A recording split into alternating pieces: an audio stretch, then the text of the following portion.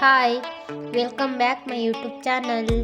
ಮನೆಯಲ್ಲಿ ಸುಲಭವಾಗಿ ಪುಳಿಯೋಗರೆ ಪುಡಿ ಹೇಗೆ ಮಾಡೋದು ನೋಡೋಣ ಬನ್ನಿ. ಒಂದು ಬಟ್ಲು ಕೊತ್ತಂಬರಿ ಕಾಳು ತಗೊಂಡಿದ್ದೀನಿ. ಅವನ್ನು ಚೆನ್ನಾಗಿ ಫ್ರೈ ಮಾಡ್ಕೋಬೇಕು. ತುಂಬ ಸುಲಭವಾಗಿ ಪುಳಿಯೋಗರೆ ಪುಡಿ ಮಾಡ್ಕೊಂಡು ತಿನ್ಬೋದು ನೋಡಿ. ತುಂಬ ಆರೋಗ್ಯವಾಗಿ ಕೂಡ ಇರ್ತಿತ್ತು. ಮನೆಯಲ್ಲೇ ಮಾಡ್ಕೊರೋದು. ಈಗ ಫ್ರೈ ಆಗಿದೆ, ಇದನ್ನ ತೆಗಿತಾ ಇದ್ದೀನಿ. 1-2 ಸ್ಪೂನ್ ಸಾಸಿವೆ ಹಾಕ್ತಾ ಇದ್ದೀನಿ. ಅದು ಕೂಡ ಚೆನ್ನಾಗಿ ಫ್ರೈ ಮಾಡ್ಕೋಬೇಕು. ಸಾಸಿವೆ ಫ್ರೈ ಆದ ನಂತರ ಮೆಂತೆ ಕಾಳು ಹಾಕ್ತಾ ಇದ್ದೀನಿ. ಅದು ಕೂಡ ಚೆನ್ನಾಗಿ ಹುರ್ಕೋಬೇಕು. ಮೆಂತೆ ಕಾಳು ಕೂಡ 2 ಸ್ಪೂನ್ ತಗೊಂಡಿದ್ದೀನಿ. ಇದು ಕೂಡ ಫ್ರೈ ಆಗಿದೆ, ತೆಗಿತಾ ಇದ್ದೀನಿ. ಕಡಲೆಬೇಳೆ ಹಾಕ್ತಾ ಇದ್ದೀನಿ.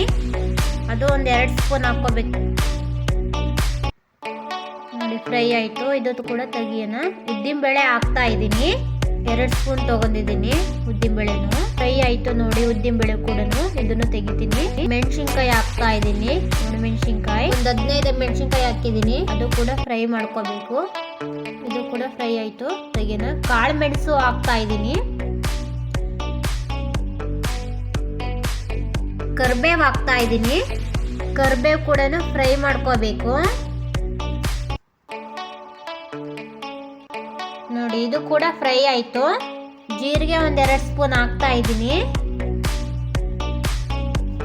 ಇದು ಕೂಡ ಫ್ರೈ ಆಯಿತು ನೋಡಿ.